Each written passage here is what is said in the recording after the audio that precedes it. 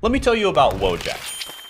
Wojak spent $120,000 on a fancy arts degree, 4 years of his life, and he thought he was investing in his future. Know where Wojak works now? Starbucks, the same place that he worked before college. Except now he's got crippling debt that keeps him up at night. Now, this video isn't about hating on Wojak or education. It's about being smart with your money and your time. Because nobody told Wojak what I'm about to tell you. So I've done the research on which degrees are absolute money pits, degrees where the math just doesn't add up, where you're basically lighting your future on fire. So let's get into these financial death traps that are masquerading as education. And if you're considering any of these, you might want to rethink your plans. But we're gonna go over that right after you gently tap that like button. First up is theater, arts, and drama. And you know what this degree is? It's basically 4 years of playing pretend, but you're likely gonna pay over $100,000 to do it. So what jobs can you get? Well, theater production assistant, actor, or drama teacher if you're lucky. And according to Glassdoor, the salary for theater production assistants is $38,000 to $56,000 a year. Let that sink in.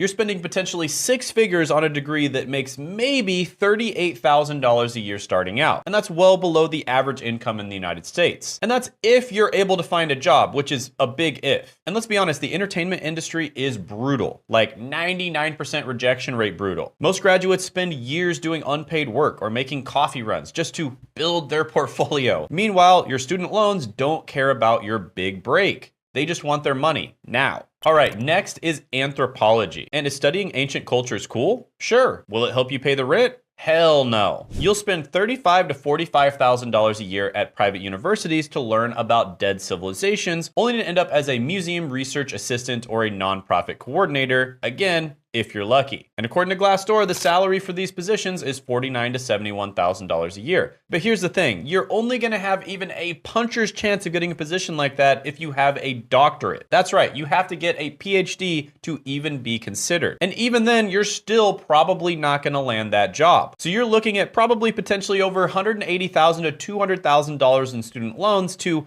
maybe land a $49,000 a year job, and still probably no. The math just doesn't math. Next is philosophy. I think, therefore I am broke.